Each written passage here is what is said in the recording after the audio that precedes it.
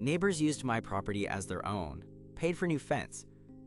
I recently bought a house and have been having some work done before I move in. It was empty on the market for about 6 or 8 months before I bought it. One morning, I got a call from my contractor, asking me about moving the cars in the driveway, and of course I had no idea what he was talking about. I hadn't moved in yet. I left my job site and drove nearly a half hour to get there. As soon as I arrived, the people on the east side of me were walking toward the cars. I asked if they were their cars, and they said yes.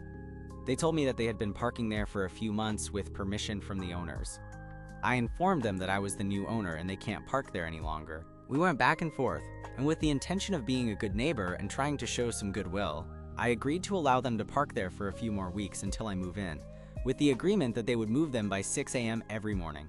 The rest of the week went by without incident. The contractor called me about scheduling a walkthrough on Saturday, and we set a time for early afternoon.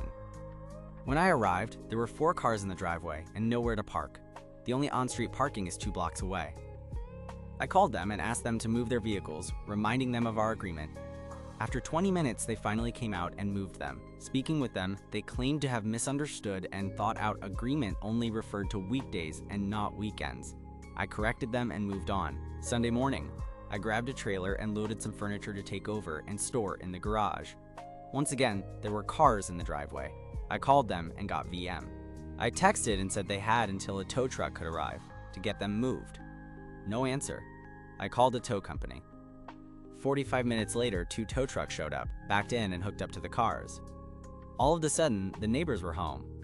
They ran out to stop their cars from being towed, and it ended up costing them a little over $300 to get them unhooked. I called my contractor and asked if he knew someone who could put in a driveway gate, and he did.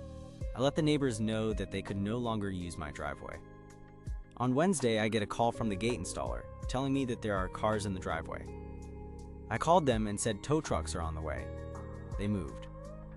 The gate was installed and I went by to pick up the opener that evening. The neighbor husband came out to confront me and I opted to just call the PD and deal with it legally. That Saturday, I went by to accept an outdoor furniture delivery and check on things when I noticed a towel beside the pool and a small kid's flotation device. My initial thought was that I just hadn't noticed it before, so I wrote it off and threw them both in the trash. On Saturday, the movers arrived with everything, and we began moving things in. About 7 p.m., my daughter and I left to go grab some dinner, arriving back at the house around 9:30 p.m. The neighbors were in my pool. They were hanging out and using my furniture. When I opened the door and began raising hell, they told the kids to go to the house and the children ran to a corner of our fence and just walked through. They had cut out the privacy fence so it could be removed, and had been using the pool at their leisure for who knows how long. Again, I called the police and filed a complaint. The dad was arrested for trespassing, DPP, and an outstanding warrant, and the oldest boy, 20M, for an outstanding warrant. I replaced the fence with a new one, because they had destroyed the posts, runners, and pickets by removing and reinstalling the panel. Small Claims awarded me the total cost of 83 feet of 8 feet privacy fence, which came out to $3,800. The following Monday morning, around 5 a.m., their cars were parked in the street, where there's no street parking, so I made a phone call. They were gone when I left at 7 a.m. I haven't been paid yet, but I did notice a for rent sign in their yard this morning, so that's just as good. Good riddance. Edit/update. 1. For those of you suggesting a security system, one was installed that next week, along with 6 cameras around the house, a Ring doorbell, and a fence around the pool itself to keep the dogs and my grandson out of it.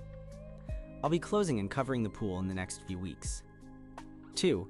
Met the owner of the house yesterday evening. The house will be empty by the end of the week. They were evicted for non-payment of rent, likely due to tow charges, and the husband not working because he was incarcerated, where he remains. Warrant was for back child support. Wife apologized and claimed that she was told they had permission to use the pool. They didn't. 3. The material for the fence was purchased through my company account. I'm a structural engineer and commercial construction manager for a large local GC. Only 2 posts had to be replaced and a handful of runners. The rest was just 8 feet 1 inch x 6 inches 1/2 pressure treated pickets, which cost me $2.60 per stick, x 210 pickets purchased. The rest was labor and fasteners, so altogether, about $900 for material and stain, $150 for a dumpster, and the rest went toward labor to finish it on a weekend. Fun fact, I'm also a property investor slash flipper. Been in construction, commercial, civil, industrial, and residential for 35 years. Not my first fence, nor my first asshole neighbor. Before the paint experts jump on board, I know how long I have to wait before pressure washing and staining the fence. 4. The petty was only my twisting the knife by having their cars towed from the street, when they weren't affecting me at all. TLDR, neighbors at new house used my driveway and destroyed my backyard fence to use the pool, sued them and won. Had their cars towed, and now they're being evicted for non-payment of rent. Was the petty revenge justified? Comment below and don't forget to leave a like and subscribe for more.